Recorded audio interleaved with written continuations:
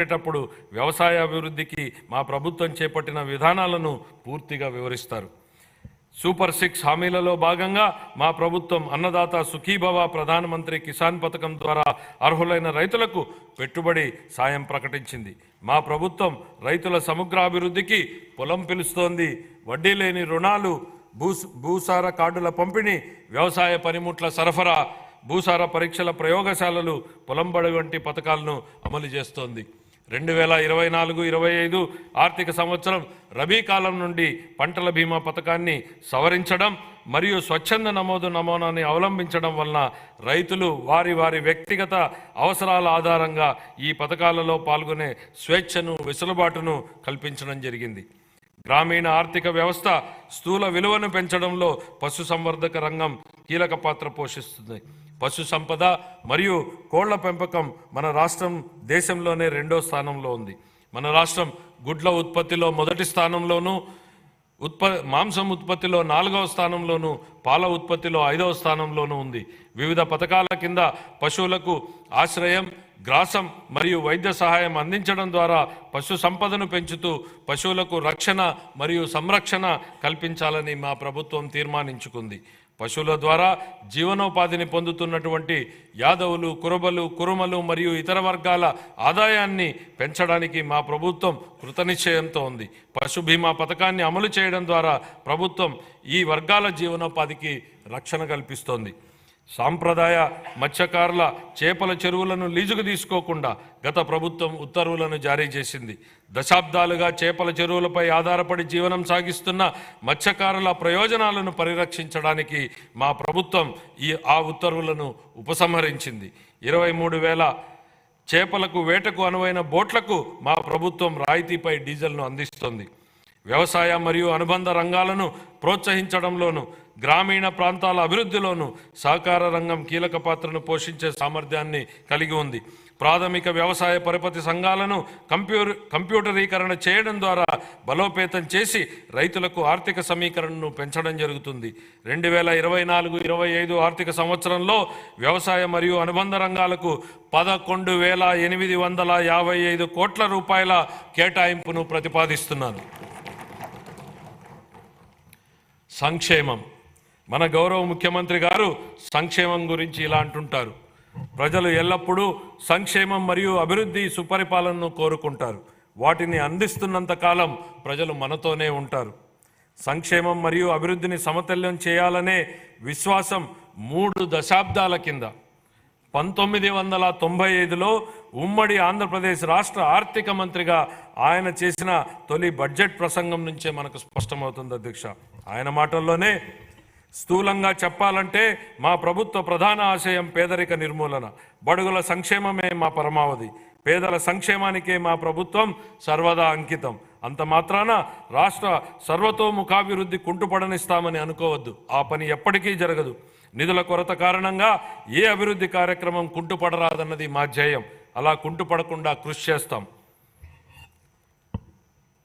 విద్యాభివృద్ధి, సామాజిక ఆర్థికాభివృద్ధి, సంక్షేమం మరియు హక్కుల పరిరక్షణ కోసం వివిధ పథకాలను అమలు చేయడం ద్వారా అన్ని సామాజిక వర్గాల అభివృద్ధికి మా ప్రభుత్వం కట్టుబడి ఉంది.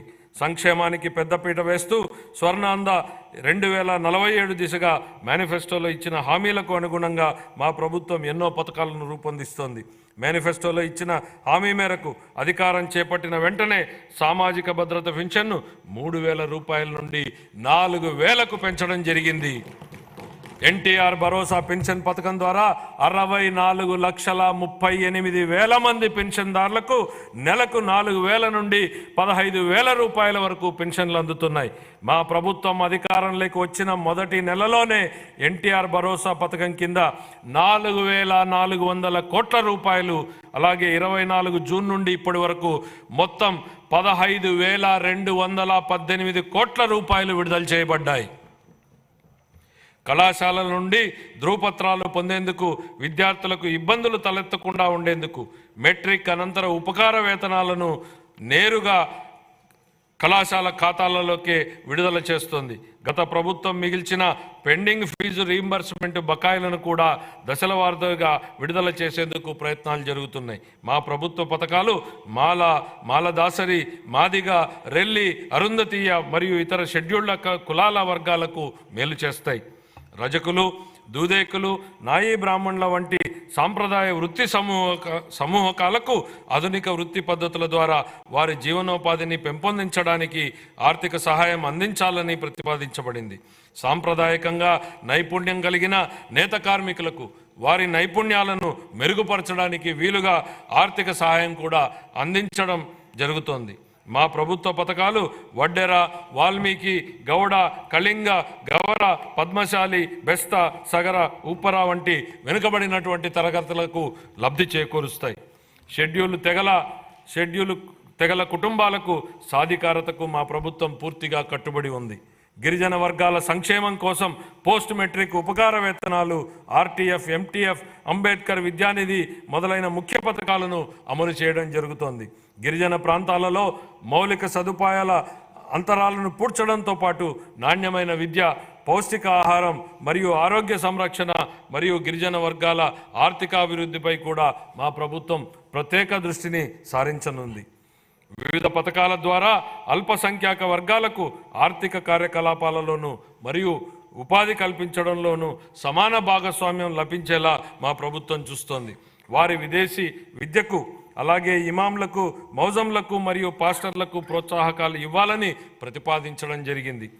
2024-25 ఆర్థిక సంవత్సరంలో షెడ్యూల్డ్ కులాల కాంపోనెంట్కు 18,497 కోట్ల రూపాయలు, షెడ్యూల్డ్ తెగల కాంపోనెంట్కు 7,557 కోట్ల రూపాయలు, వెనుకబడిన తరగతుల కాంపోనెంట్కు 39,007 కోట్ల రూపాయలు, అల్పసంఖ్యాక వర్గాల సంక్షేమానికి 4,376 కోట్ల రూపాయల్ని కేటాయించాలని నేను ప్రతిపాదిస్తున్నాను.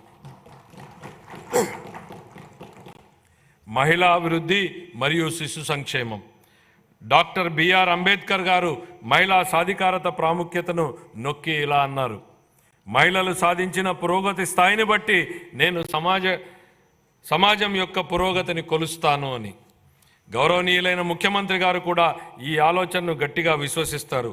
ఆయన నాయకత్వంలో 1990వ దశకంలోనే మన రాష్ట్రం స్వయం సహాయక బృందాల ఉద్యమంలో దేశంగా అగ్రగామిగా నిలిచింది. పొదుపు చేయడంతో పాటు మహిళల వ్యవస్థాపక శక్తి పెరుగుతుందని, ఫలితంగా స్వయం ఉపాధి మాత్రమే కాకుండా సాధికారత కూడా లభిస్తుందని వారిది దృఢ విశ్వాసం.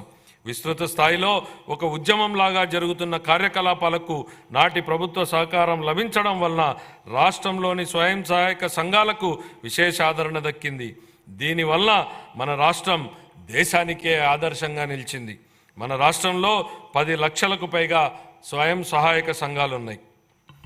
గర్భిణులు, బాలింతలు మరియు 6 ఏళ్లలోపు పిల్లలకు పౌష్టికాహార స్థితిని మెరుగుపరిచేందుకు మా ప్రభుత్వం అనేక వినూత్న చర్యలు తీసుకుంటోంది. 26 జిల్లాల్లోని 55,607 అంగన్వాడీ కేంద్రాల ద్వారా సమీకృత శిశు అభివృద్ధి సేవలను మా ప్రభుత్వం అందిస్తోంది. పౌష్టికాహార లోపం మరియు రక్తహీనతల నివారణకు బాల సంజీవని సప్లిమెంటరీ పౌష్టికాహార కార్యక్రమాన్ని అమలు చేయడం జరుగుతుంది. ఈ సరుకులన్నింటినీ